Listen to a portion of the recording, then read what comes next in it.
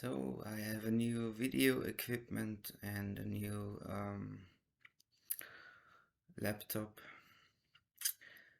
and it's wonderful. I hope you can see me better and hear me better. And I don't really know I have no real plan what to talk about in this video, so I'm just going to talk about narcissism and narcissistic abuse, which is a term coined by Professor Sam Vaknin. He's from Israel, and he basically has been talking about this for 20 years. Um, he has like 100,000 videos on his channel just about narcissism. So it's a very broad topic, but I'm trying to summarize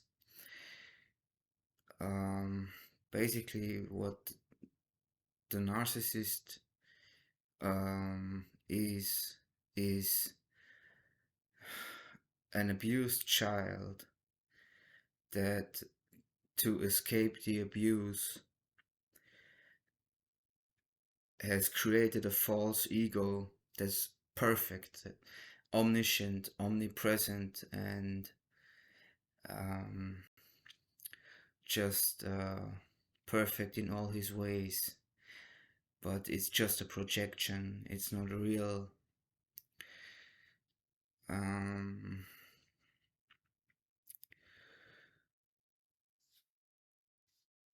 The narcissistic child basically could be diagnosed as a multiple personality disorder because it in, in introjects and it internalizes this false ego to such a degree that his true self becomes unreal. So narcissism, that was a speculation from Sam Vaknin. Narcissism could be classified as a multiple personality disorder, maybe. Although multiple personality disorder is uh, more of a dissociative state where one personality has no idea about the other personality. But what I want to talk about is narcissistic abuse, and that is if you have a narcissistic parent or caregiver, and these people are very, very, very strange. They can go into a rage and turn it off like nothing. They can one day they can be in a total rage, and the next day they have forgotten about it. It's like it never happened, and it bothers you for like a month. You're chittering like this for a month, and the narcissistic caregiver has forgotten about it within 24 hours, or even within an hour. It's like it never happened, and it's basically childlike behavior, but from a person who uh, is your caregiver. So for you as a child, it's a life and death situation, because you are absolutely dependent on your parent or caregiver. So for the child, this is very damaging. For the narcissistic parent, it's just day-to-day life. And healing from that reinforced trauma is not easy, and it takes a long time. You really have to tell yourself, I'm okay, I'm a good person, I'm okay, I'm a good person. And you have, basically, you have to set time aside every day to talk to yourself and to tell yourself that. That's uh, maybe one of the best methods to deal with, uh, which could be called complex PTSD or CPTSD, because that's what you have. You have PTSD if you have had such a caregiver or a parent. That's not something that goes away like that within a few years or something. That stays with you forever if you don't actively do something about that. And CPTSD is not a good state of mind. It's a constant paranoid state. It's a constant state of pain and of low self-esteem, and and and even worse things than that. But at least that. So if you want to learn in depth, in real depth about narcissism, I would urge you to go to Sam Vaknin's page. It's called Prof, like professor, Prof Sam Vaknin, with a Vaknin, and he has been talking about this for over 11 years, and most of his videos are like 5 minutes long or 10 minutes long, but it's really complicated what's going on in the human psyche.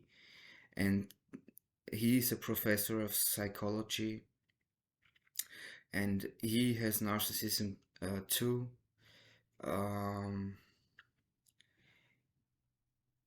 Because he was a child prodigy in Israel, and back then they didn't really know what to do with children that are hyper intelligent.